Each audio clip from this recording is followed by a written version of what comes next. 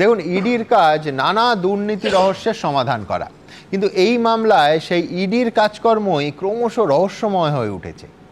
আপনারা টাইম লাইনটা একটু লক্ষ্য করুন। গত 15ই জানুয়ারি এই অনুষ্ঠানেই আপনাদের দেখিয়েছি, যখন রাজ্য সরকার আর রাজ্য পুলিশের তৎকালীন ডিজিপির আইনজীবী হলফনামা দিয়ে 3 সপ্তাহ সময় চেয়েছিলেন, তখন ইডি আর কেন্দ্রের আইনজীবী একেবারে আক্ষরিক অর্থে রেড়ে করে উঠেছিলেন। কেন এত লম্বা সময় লাগবে এই প্রশ্ন তুলে তারা তৎক্ষণাৎ দ্রুত শুনানির আর্জি জানিয়েছিলেন। কিন্তু 20 দিনের মধ্যে কাহানি মে টুইস্ট। 180 ডিগ্রি অবস্থান পাল্টে গত 3রা ফেব্রুয়ারি ইডি আর কেন্দ্রের আইনজীবীরাই হলফনামা পড়ে দেখার জন্য বাড়তি সময় চাইলেন। আর আজ ইডি যা করলো তা তো প্রায় নজিরবিহীন। আজ শুনানির সময় ইডি বলল হলফনামা তৈরি, কিন্তু ফাইল করতে আরও কয়েক ঘন্টা লাগবে। কিন্তু কথা হলো, আজ অর্থাৎ 18 তারিখ যে মামলাটা আছে, এটা তো আজ ঠিক হয়নি।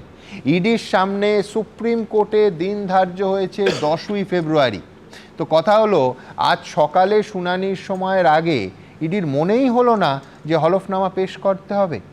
এখন হলফনামা নেই বলেই আর শুনানিটা হলো না এবং মামলাটা পিছিয়ে গেল পাক্কা 1 মাস। সুতরাং এই কালহরণ বা টাইম বাই করার, টাইম কিল করাটা কি ইচ্ছাকৃত? ইচ্ছাকৃত হলে কার স্বার্থে, এই প্রশ্ন তো উঠবেই।